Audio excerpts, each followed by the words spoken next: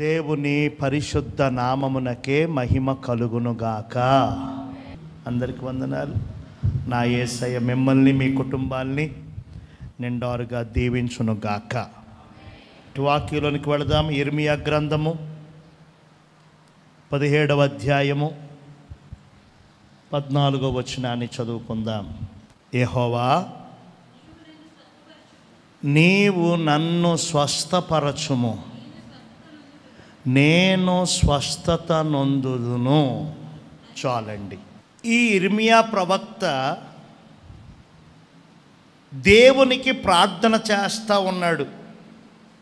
ఏమని? యెహోవా, నీవు నన్ను స్వస్థపరచుము, నేను స్వస్థతను పొందుతాను. బైబిల్ గ్రంథంలో చాలామంది ప్రవక్తలు ఉన్నారు. ఈయన కూడా ఒక ప్రవక్త. ఈ ఇర్మియా ప్రవక్తకి మరొక పేరుంది. ఏంటా పేరంటే విలపించు ప్రవక్త, కన్నీటి ప్రవక్త అని పేరు. ఎప్పుడు కళ్ళంట నీళ్లు కారుతా ఉండేవట, ఎప్పుడు ఏడుస్తూ ఉండేవాడట. ఎందుకు ఏడవడం, ఎందుకు కన్నీరు అంటే దేవుడు తనలో ఉంచిన భారం. వాక్యం చెబుతా కన్నీరు, పాట పాడతా కన్నీరు, ప్రార్థన చేస్తా కన్నీరు, ఎప్పుడూ కన్నీరే. అందుకని కొంతమంది అతన్ని ఏమనేవారంటే విలాప ప్రవక్త, విలపించు ప్రవక్త, కన్నీటి ప్రవక్త అనేవారు. దేవునికి స్తోత్రం. ఇంత గొప్ప ప్రవక్తగా ఉండి ఇతడు ప్రార్థన చేస్తున్నాడు అంటే మనకేమర్థమవుతుందంటే చిన్నవారని లేదు, పెద్దవారని లేదు, విశ్వాసులని లేదు, అవిశ్వాసులని లేదు, ప్రవక్తలను లేదు, అపోస్తులను లేదు. ప్రార్థన అందరూ చెయ్యాలి. ప్రార్థన అందరూ చేయాల్సిన బాధ్యత. నేను ప్రవక్తని కదా, నేనెందుకు ప్రార్థన చెయ్యాలి అనుకోవడం లేదు. నేను గొప్ప గొప్ప సందేశాలు ఇస్తాను, శక్తివంతమైన ఆరాధన చేస్తాను, నేనెందుకు ప్రార్థన చెయ్యాలి అనుకోవటం లేదు. ప్రార్థన అందరూ చేయవలసింది. దేవునికి స్తోత్రం. మనం ప్రార్థన చేయించుకోవడానికి ఇష్టపడతాం, ప్రార్థన చెయ్యండి అని అడగటానికి ఇష్టపడతాం. ఎవరు కనపడితే వారు, ఏ వర్తమానం వింటే ఆ వర్తమానం ఇచ్చిన దైవజనులకు మా అవసరాలు ఇవ్వండి, మా అక్కర్లు ఇవ్వండి, మా ఇబ్బందులు ఇవ్వండి, జస్ట్ ప్రేయర్ చేయండి మా కోసం అని అడుగుతూ ప్రార్థన చేయించుకోవడానికి భలే ఇష్టపడతాం. అడగకూడదని నా ఉద్దేశం కాదు. ప్రార్థన చేయమని కోరుతాం, ప్రార్థించమని అడుగుతాం. కానీ మనం ఎప్పుడు ప్రార్థన చేస్తాం? మనం ఎప్పుడు చేయాలి ప్రార్థన? మరి హల్లెలూయా. మనకు పిల్లలు పుట్టారు, వారు చిన్నితనంలో నడక రానప్పుడు మనం ఎత్తుకొని అటు ఇటు తీసుకెళ్ళాం.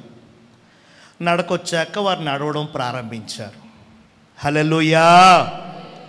5 ఏళ్ళు వచ్చాయి, చక్కగా స్కూల్కి వెళ్తున్నారు, వస్తున్నారు, ఆడుతున్నారు, పాడుతున్నారు.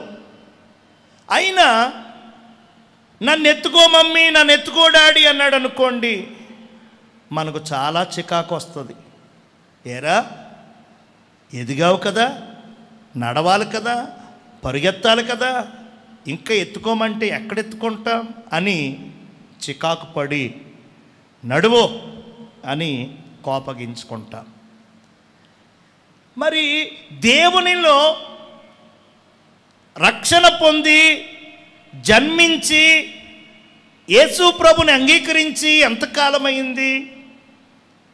ఇంకా ప్రార్థన చేయండి, ప్రార్థనలో పెట్టుకోండి, మా ప్రార్థన అవసరాలు ఇవి అని ఇంకా అడుగుతూనే, ఇంకా చెబుతూనే, ఇంకా చీటీలు రాస్తూనే ఉంటే ఎలా? నువ్వెప్పుడు ప్రార్థన చేస్తావు? నీ ప్రార్థనే నీ విజయం, నీ ప్రార్థనే నీ ఆశీర్వాదం, నీ ప్రార్థనే నీ ఆశీర్వాదాల పుట్ట గని. మరి ఎప్పుడు ప్రార్థన చేస్తావు? హల్లెలూయా. చిన్న పెద్ద భేదం లేదు, స్త్రీ పురుష భేదం లేదు, సేవకులు విశ్వాసులని భేదం లేదు. అందరము మానక, ఎడతెగక, పట్టు విడవక ప్రార్థన చెయ్యాలని దేవుడు ఆజ్ఞాపించాడు. దేవుణ్ణి ఎరిగిన మనందరం కూడా క్రమం తప్పకుండా, మానివేయకుండా ప్రార్థన చెయ్యాలి. దేవునికి స్తోత్రం. నువ్వెంత పాటగాడివైనా, ఎంత గొప్ప మాటకారివైనా, ఎంత గొప్ప వర్తమానం ఇచ్చినా, 40 రోజులు ఉపవాసం చేసినా, ఇంకోటి దాన ధర్మాలు చేసినా, ప్రార్థనా జీవితం మాత్రం చాలా ప్రధానం. చాలామంది ప్రార్థించటం లేదు. మాకు రాదండి, మాకు తెలియదండి అంటున్నారు. మనసు పెడితే నేర్చుకోనిదంటూ, మనసు పెడితే రానిదంటూ ఏది లేదు. మరి ప్రార్థనే ఎందుకు రావట్లేదంటే, ప్రార్థన మీద మనసు లేక, నీకు ప్రార్థన మీద నీకు దృష్టి లేక ప్రార్థన రావట్లేదు. అన్నీ వస్తున్నాయి, సెల్ ఫోన్లో అన్నీ వస్తున్నాయి.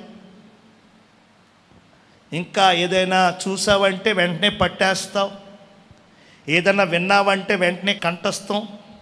కొన్ని డైలాగ్స్ ఉంటాయి కదా, కొన్ని మాటలు ఉంటాయి కదా, సెటైర్లు ఉంటాయి కదా, డబుల్ మీనింగ్ వల్గరీ డైలాగులు ఉంటాయి కదా, ఒక్కసారి వింటే చాలు వాళ్ళు ఇచ్చేస్తారు.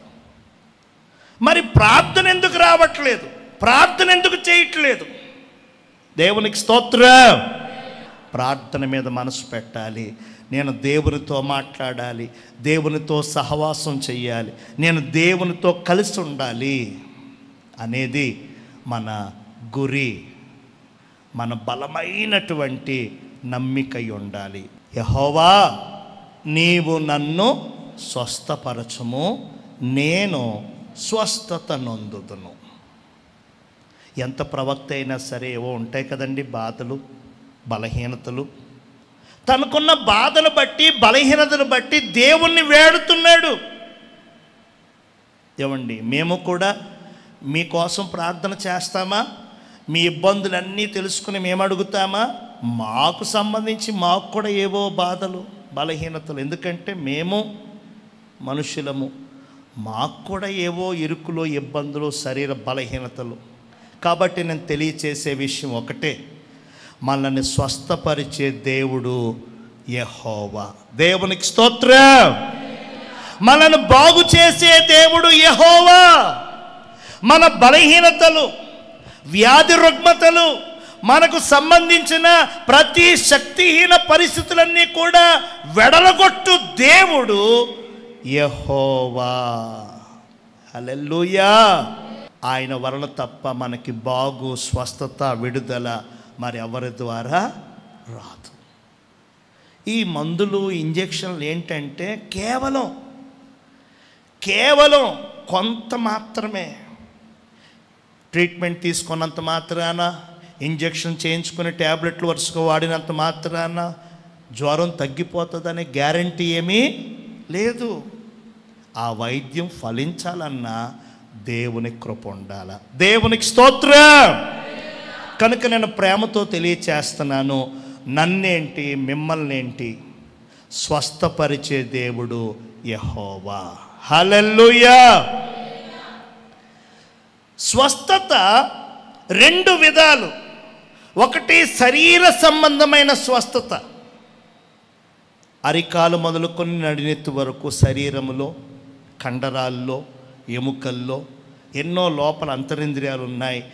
ఆ శరీర సంబంధిత బలహీనతల్లో స్వస్థత ఒక రకం. రెండవది ఆత్మీయ స్వస్థత. చెప్పండి, రెండవది ఏంటి? ఆత్మ సంబంధమైన బలహీనతలు, ఆత్మ సంబంధమైన రోగాలు, ఆత్మ సంబంధమైనటువంటి నీరసం, హల్లెలూయా. అదేంటండి, అది ఎక్కడదండి? ఇందాక చెప్పాను కదా, ప్రార్థన చేయకపోవడం అదొక జబ్బు, మందిరానికి రాలేకపోవడం అదొక వ్యాధి, మందిరానికి వచ్చినా సరే పరిశుద్ధంగా జీవించలేకపోవడం అదొక రోగం. కనుక స్వస్థత రెండు విధాలు. ఒకటి శరీర సంబంధమైన స్వస్థత, రెండు ఆత్మ సంబంధం. శరీరానికి స్వస్థత కావాలన్నా దేవుడే, ఆత్మకి స్వస్థత చేకూరాలన్నా దేవుడే. హల్లెలూయా.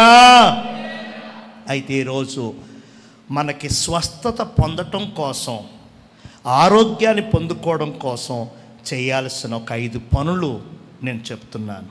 చూడండి, మొట్టమొదటిగా నిర్గమకాండము 15వ అధ్యాయము 26వ వచనం.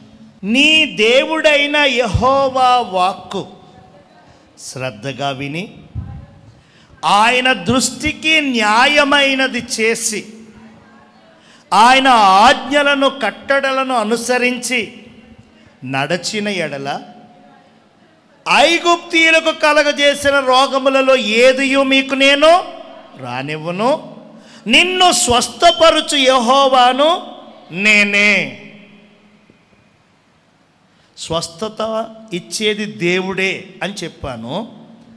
స్వస్థత పొందుకోవడం కోసం, స్వస్థతని అందుకోవడం కోసం, దేవుడిచ్చే అద్భుతమైన స్వస్థత కార్యం మన జీవితాల్లో జరగటం కోసం మనం ఏం చేయాలో ఒక 5 మాటలు చెప్తాను.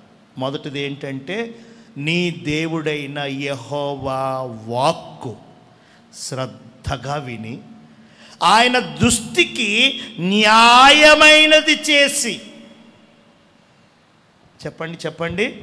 దేవుని వాక్కు శ్రద్ధగా వినాలి, దేవుని దృష్టికి న్యాయంగా బ్రతకాలి. దేవుని వాక్కు,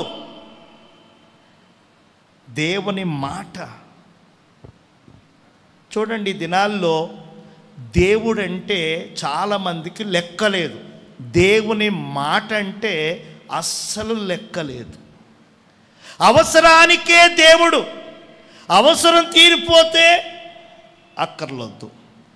ఆరోగ్యం బాగాలేనప్పుడే ప్రార్థన, పరీక్షలు వస్తున్నప్పుడు, ఇంటర్వ్యూకి వెళ్తున్నప్పుడు, ఇంకేదో అప్పుడే ప్రార్థన, అప్పుడే మందిరం, అప్పుడే దేవుడు. అది లేకపోతే వేరే రకంగా. మనుషులు చాలామంది ఇలా మారిపోయారు. దేవుణ్ణి ఒక ఆట వస్తువుగా, వారి అవసరాలు తీర్చుకోవడానికి, వారి అక్కర్లు తీర్చుకోవడానికి ఒక వస్తువుగా దేవుణ్ణి చూస్తున్నారు, వాడుకుంటున్నారు. చాలా ఘోరం, చాలా భయంకరం. దేవుడు సృష్టికర్త, దేవుడు మనలను దీవించాడా, దేవుడు మనకి స్థితిగతులు ఇచ్చాడా, మనం ఈ భోగ భాగ్యాలతో ఉన్నాము అని అంటే దానికి కారణము దేవుడే కదా. నేను చాలాసార్లు చెప్తాను, మరలా చెప్తున్నాను, ఏమనంటే మనం ఈ స్థితిలో ఉన్నాము అంటే దేవుడు. దేవునికి స్తోత్రం. నా బలము, నా శక్తి, నా జాగ్రత్త కాదు, దేవుడు దీవించాడు మనల్ని, కాబట్టే మనం ఇలా ఉన్నాం. అది ఎప్పుడు మరిచిపోవద్దు.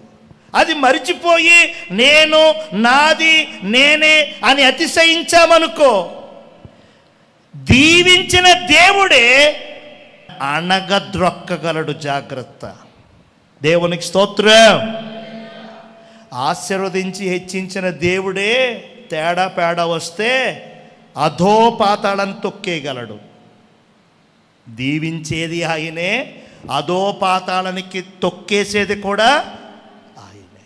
ఎప్పుడు కృతజ్ఞత కలిగి ఉండాలి. నేను కాదయ్యా, నాకు కాదయ్యా, కేవలం నీకు మాత్రమే మహిమ. నన్ను దీవించావయ్యా, నన్ను ఆశీర్వదించావయ్యా, నన్ను ఈ విధంగా నిలిపావయ్యా, మీకు స్తోత్రం అని ఎల్లప్పుడూ దేవునికి కృతజ్ఞత కలిగి ఉండాలి. ఎప్పుడు విధేయత కలిగి ఉండాలి. ఎప్పుడు ఆయన్ను తోలనాడకుండా చూసుకోవాలి. దేవునికి స్తోత్రం. అపారమైన ఆయన ప్రేమ, అపారమైన కృప, ఏమండి, మారనటువంటి ఆయన దయ మనకేదో వేళాకోళంగా, మనకేదో చాలా సింపుల్గా అయిపోయింది. కానీ దేవుడు చాలా ఉన్నతుడు. దేవునికి స్తోత్రం.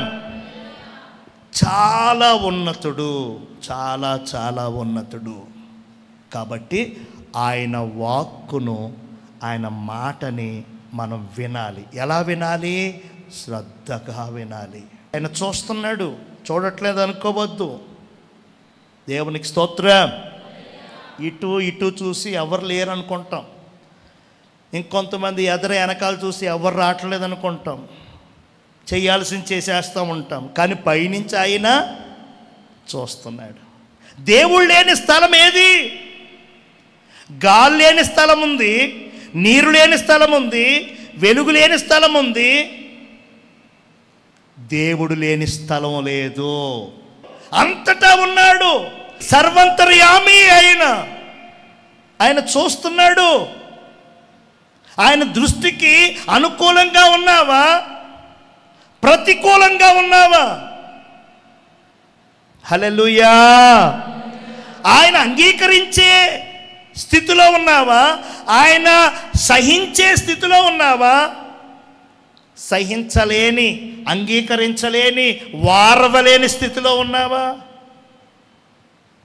హల్లెలూయా.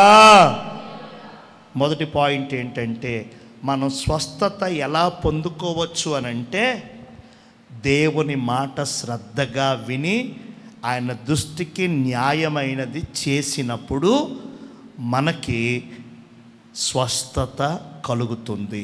ఐగుప్తీయులకు కలిగిన రోగములలో ఏదియో మనకి రాదు, రానివ్వడు మన దేవుడు. దీనికి ఉదాహరణ నయమాను. ఇతడు సిరియా దేశానికి సైన్యాధ్యక్షుడు. చాలా పరాక్రమం, బలము, తెలివి. యుద్ధానికి వెళ్ళాడంటే ఓటమి ఎరగడు. అలాంటి వీరుడు. అలాంటి నయమాను కుష్టి జబ్బుతో చాలా బాధపడుతుండగా వాళ్ళ ఇంట్లో పనిచేసే పనిపిల్ల చెప్పింది, మా దేశంలో ఒక ప్రవక్త ఉన్నాడు, ఆయన దగ్గరికి నా యజమానుని తీసుకెళ్తే తప్పక బాగుపడతాడు. దేవునికి స్తోత్రం. ఇష్టం లేదు, అయినా గత్యంతరం లేని పరిస్థితిలో తీసుకుని వెళ్ళారు. ప్రవక్త కబురిచ్చాడు, యోర్దాను నదికి వెళ్ళి 7 సార్లు మునగమని. దేవునికి స్తోత్రం. 7 సార్లు మునగమని కబురిచ్చాడు.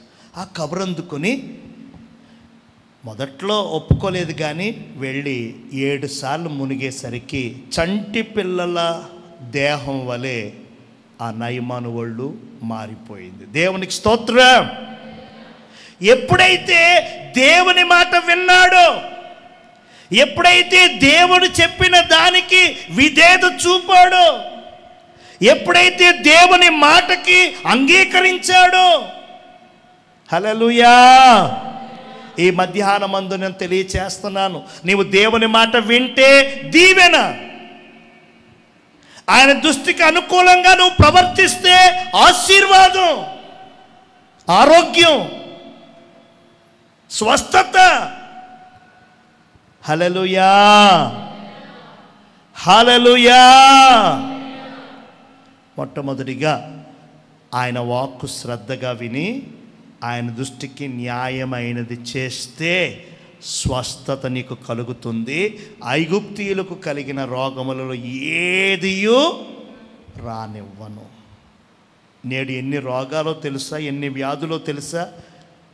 ఎంతమంది డాక్టర్లు చదువుతున్నారు, ఎన్ని హాస్పిటల్ కడుతున్నారు, ఏ హాస్పిటల్ ఖాళీ లేదు. ఇళ్ళంటా తిరిగే కంపౌండర్ గారికి బిజీయే. చిన్న హాస్పిటల్ అని లేదు, పెద్ద హాస్పిటల్ అని లేదు, ప్రభుత్వ ఆసుపత్రులు, ప్రతిదీ బిజీ బిజీ బిజీ. రోగాలు, భయంకరమైన వ్యాధులు, లెక్కకు మించిన రోగాలు.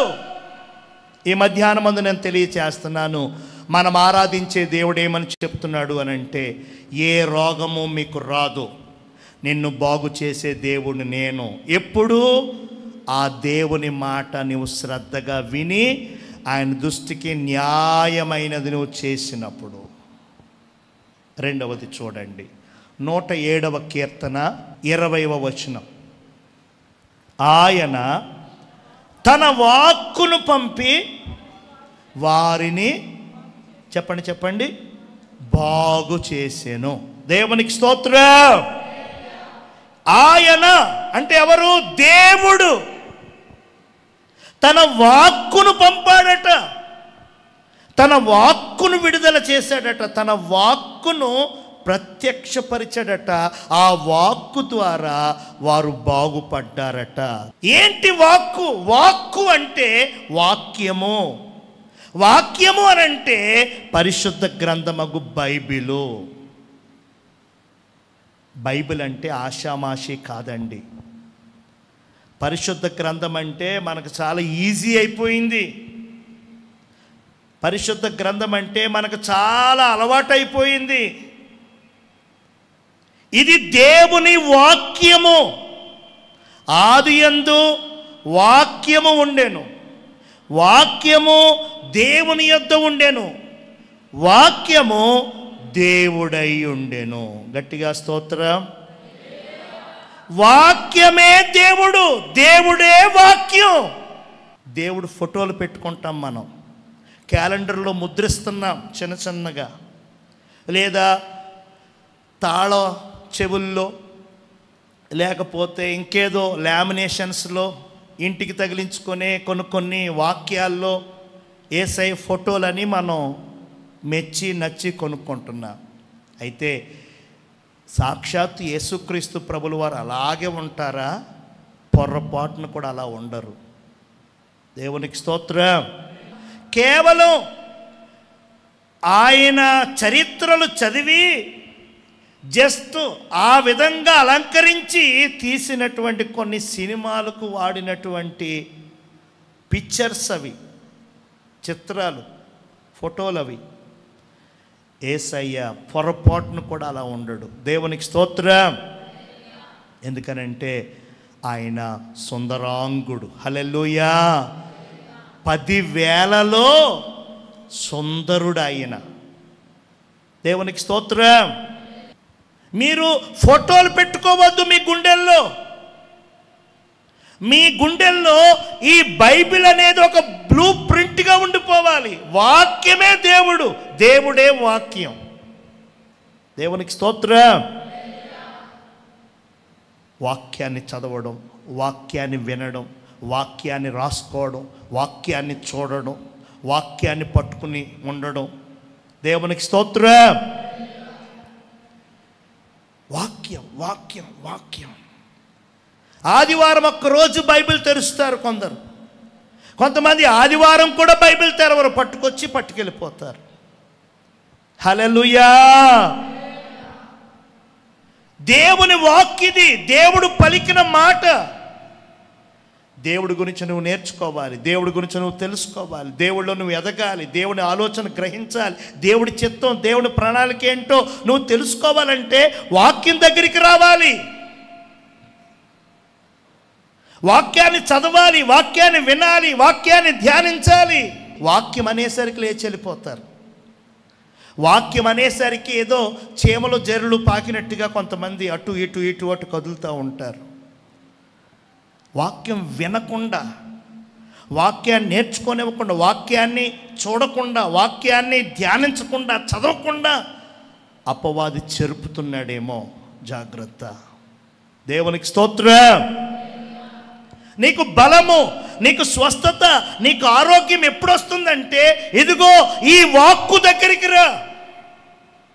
అంటే చర్చికి రమ్మని కాదు, ప్రతిరోజు నీతో ఈ వాక్కు ఉండాలి. సమయం దొరికినప్పుడల్లా తీసి చదవాలి, చదివిన ప్రతిదాన్ని వీలున్నప్పుడు ధ్యానించాలి. వాక్కు వాక్కు వాక్కు. ఇది ఎవరి వాక్కు? మనిషి వాక్కు కాదు, సాక్షాత్తు సృష్టికర్త అయిన దేవుని వాక్కు ఇది. హల్లెలూయా. మన ప్రాణాలు తెప్పరిల చేసే వాక్కు ఇది, మనకు జీవాన్ని కలగజేసే వాక్కు ఇది, ఎడారులలో సెలయేర్లు పుట్టించే వాక్కు ఇది, మృతతుల్యమైన మనలను ఏమండి జీవముతో లేపే వాక్కు ఇది. వాక్కు.